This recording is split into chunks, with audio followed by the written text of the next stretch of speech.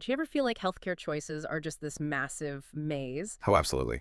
Well, today we're tackling one of the most important yearly things, Medicare Open Enrollment. You might hear it called the Annual Election Period, or AEP. It's more than just dates on a calendar, really. It's your chance each year to make sure your health coverage actually fits your life for peace of mind. Exactly right.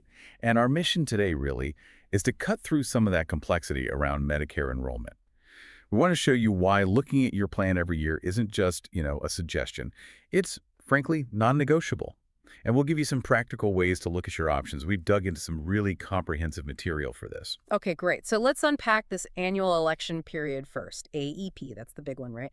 When is it and what exactly can you do during that time? Right, so the AEP is that major yearly window. It's like clockwork, October 15th to December 7th, every single year. And during that time, you've got some real power. You can join a Medicare Advantage plan that's Part C, or you could switch from one Advantage plan to another, or even drop your Advantage plan altogether. And that's key. If you do drop an Advantage plan, you automatically go back to original Medicare, Parts A and B. Okay, that's clear. So AEP is really about managing your Medicare Advantage or your Part D prescription drug plan choices. You mentioned power. Are there rules about, say, marketing to stop people getting pressured before they're ready? Yes, definitely. There are important safeguards. Marketing reps, for example, they are flat out prohibited from soliciting or even accepting enrollment forms before October 15th. The idea is you get time to think, compare, without feeling rushed. There is a little quirk, though.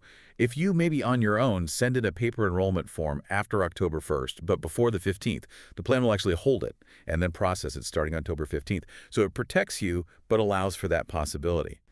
That's an interesting detail. Okay, so that covers the main annual window. This brings up the big question for me, maybe the most important one. Why? Why is it so critical to actually review your coverage every single year? I mean, with all these choices, can't you just pick one good plan and, set it and forget it? That's such a crucial question.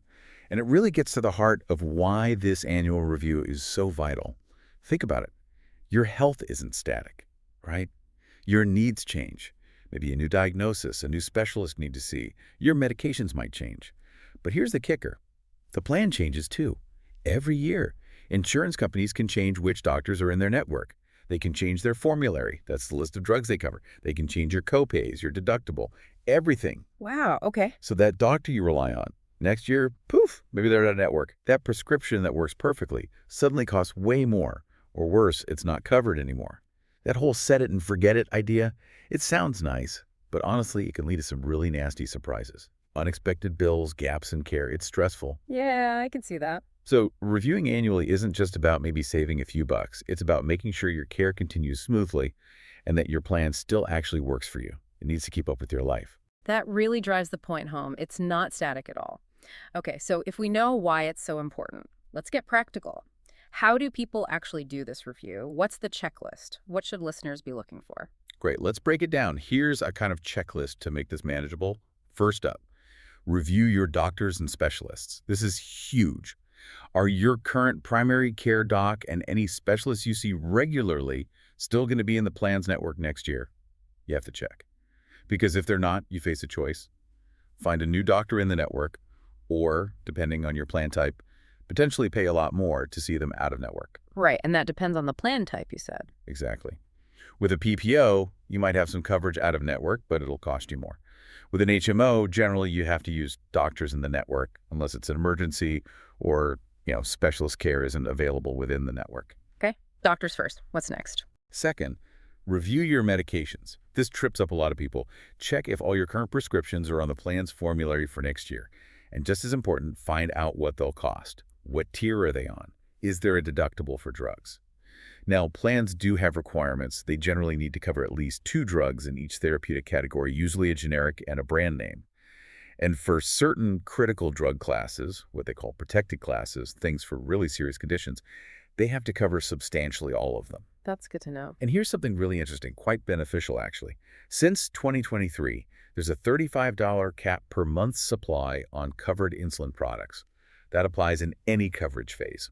Plus, recommended adult vaccines, like the shingle shot. No cost sharing.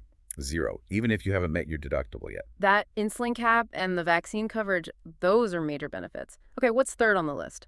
Third, understand all your costs. Don't just glance at the monthly premium. That's only part of the picture. You need to look at the annual deductible, how much you pay before the plan starts paying its share.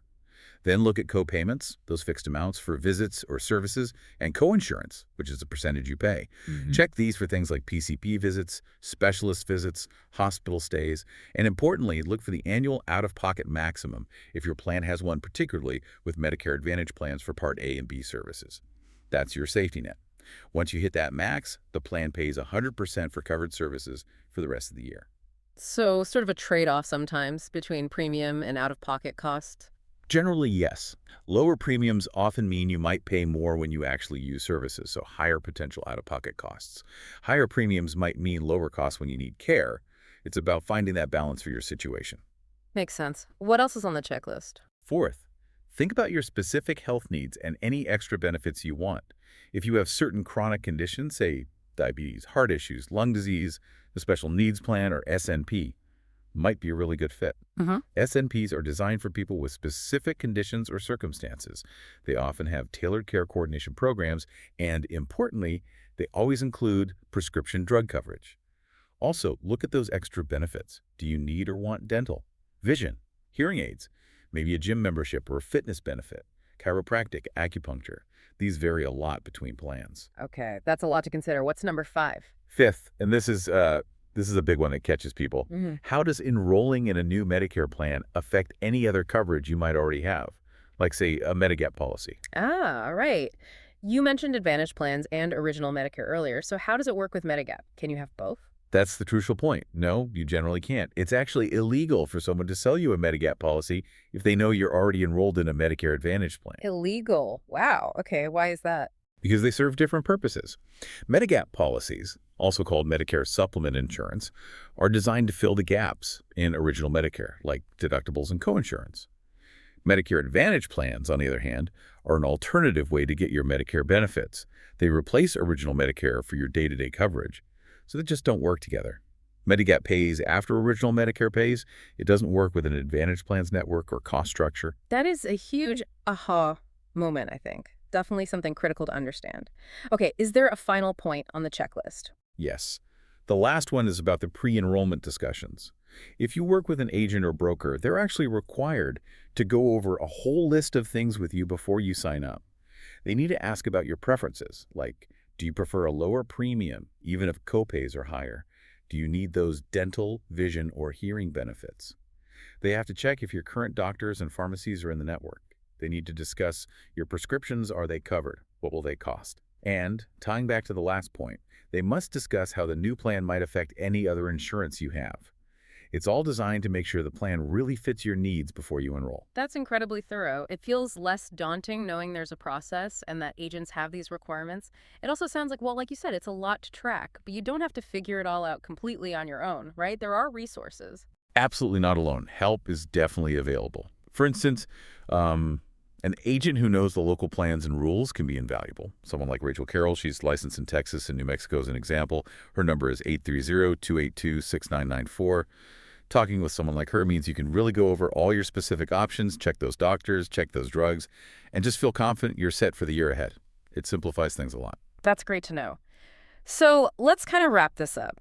The main message here seems to be these enrollment periods, especially that big annual election period from October 15th to December 7th, they're not just dates to dread. They're your real opportunity, your moment of control. It's your chance to fine-tune your Medicare coverage so it matches where you are right now with your health and your finances.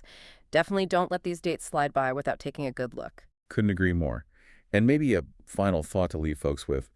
Try to see these enrollment windows, not just as deadlines you have to meet, but as, well, powerful tools, opportunities. They let you actively shape your healthcare plan.